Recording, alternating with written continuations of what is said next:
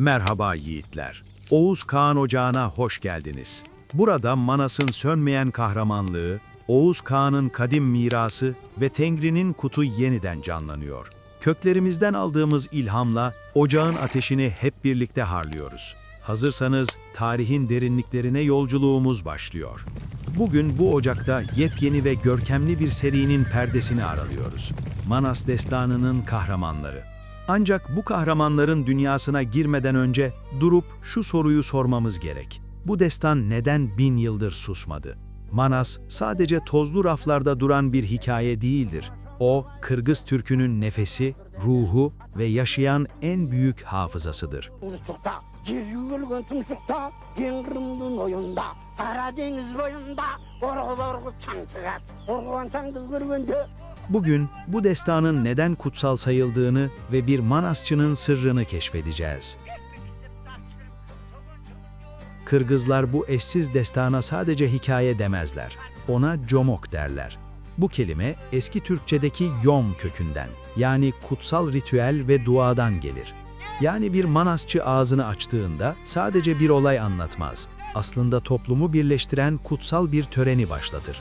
Eskiden Manas anlatılırken zaman durur, sular bile sessiz akardı. Çünkü anlatılan bir halkın varoluş mücadelesiydi. Peki her isteyen Manas anlatabilir mi? Hayır, Manasçılık bir meslek değil, bir çağrıdır. Bu gelenek genellikle gizemli bir rüya ile başlar. Tıpkı Anadolu'daki bade içme motifi gibi. Aday rüyasında bir anda kendini Manas'ın, Bilge Bakay'ın veya Almanbet'in huzurunda bulur. Onların elinden kımız içer.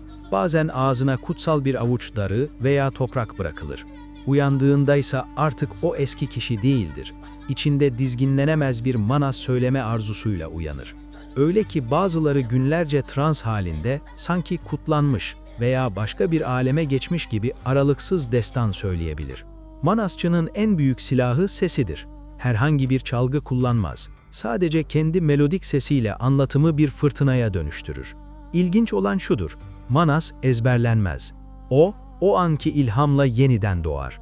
Büyük Manasçılar, yani Çon Manasçılar, yüz binlerce dizeyi zihinlerinde bir nehir gibi akıtırlar.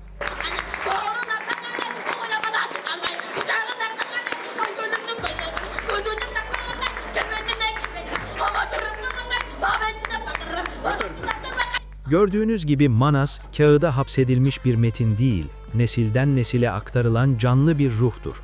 UNESCO'nun bile insanlığın mirası dediği bu muazzam geleneğin kapısını bugün araladık.